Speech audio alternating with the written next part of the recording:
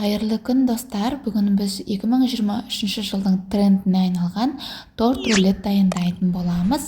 Міндетті түрде жасап көріңіздер, өте нәзік әрі тез дайындалатын торттардың бірі. Бізге керек заттар: таза ыдысқа ақ уызды және де сары уызды бөлек бөліп аласыздар. Қант, сүт, сұйық май, ұн, разрыхлитель және де ванилин.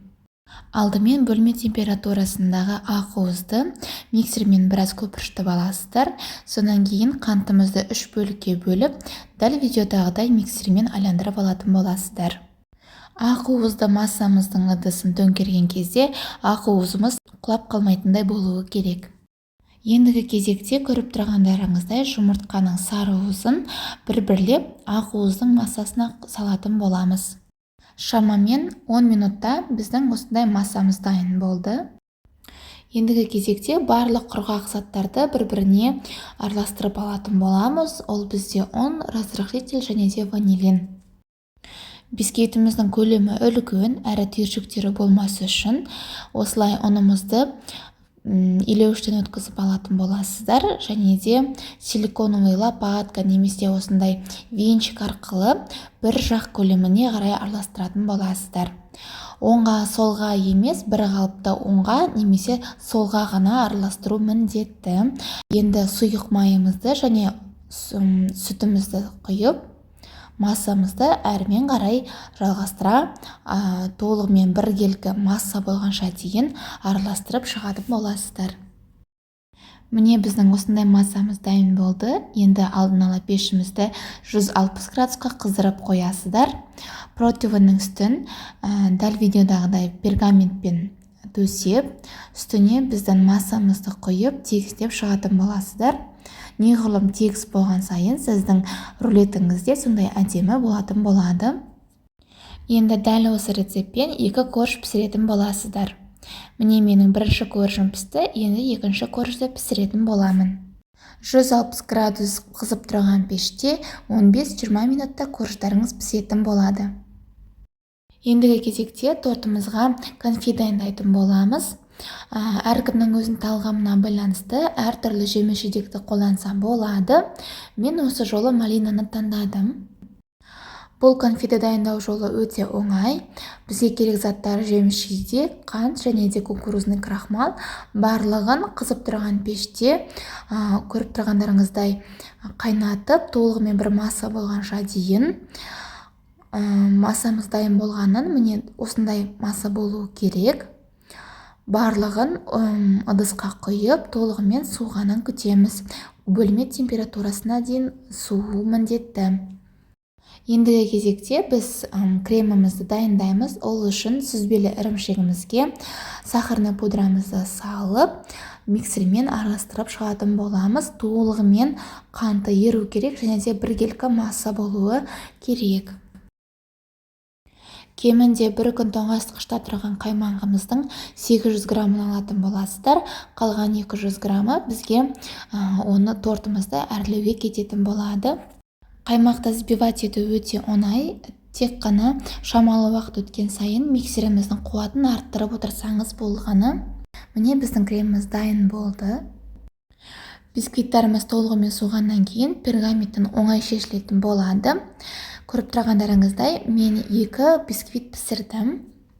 Енді үстіне конфимізді тең 2 бөлікке бөліп, толығымен үстіне жағып шығатын боламыз. Ендігі кезекте кремімізді тең 2 бөлікке бөліп, 2 коржымызға жағып шығатын боламыз. Бисквиттің қамыры немесе де крем болсын барлығын осындай силиконды лопата немесе венчикпен қолданғаныңыз жөн болады. Сонда сіздің креміңіз және де бисквитті қамырыңыз жатып қалмайтын, басылып қалмайтын болады. Және олармен жұмыс істеу өте ыңғайлы. Кремдарымызды толығымен жағып болдық. Енді әркімнің өзіне ұнайтындай көлемінде бөлшектерге бөліп аласыздар. Мен әрбір коржды 3 бөлікке бөлдім, барлығы 6 бөлік болды. Енді дәл видеода көріп тұрғандарыңыздай рулетті жинайтын боламыз. Бұл торттың жасалу жолы өте оңай және де қай күні пісірдіңіз, сол күні де тұтына беруіңізге болады. Өте сондай нәзік, пропитканы қажет етпейтін сондай торттардың бірі болып келеді. Бұл тортымыздың әдемі, дөңгелек және де корждарымыздың бір-біріне толықтай сіңісу үшін кондитерлік пленканы қолдандым және де кондитерлік кольцоға салып, кемінде 6 сағатқа тоңазытқышқа салып қойдым. Үстіңгі корждар кеуіп кетпес үшін пищевая пленкамен жауып қойдым. Ендігі кезекте әрлейтін кремімізді жасайтын боламыз. Ол үшін мен сүзбелі ірімшігімізге қант ұнтағымызды салып, миксермен толығымен айландырып шығамыз.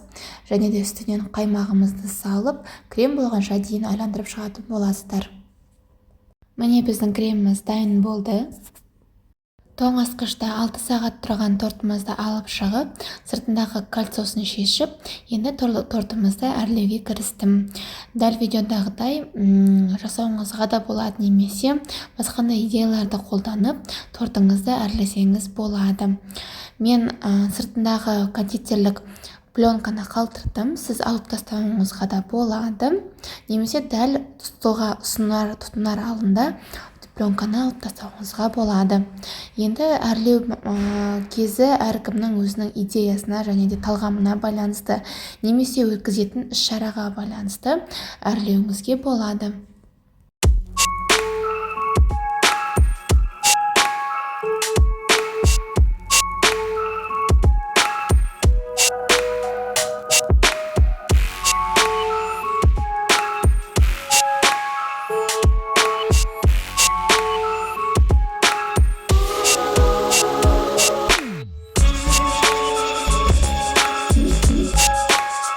Міне біздің тортымыз дайын болды. Егер де менің рецептім сізге ұнап жатса, лайк басып, комментарий жазып, арнама тіркелуді ұмытпаңыз. Қазақша контентті бірге қолдайық. Сау болыңыз, ас болсын.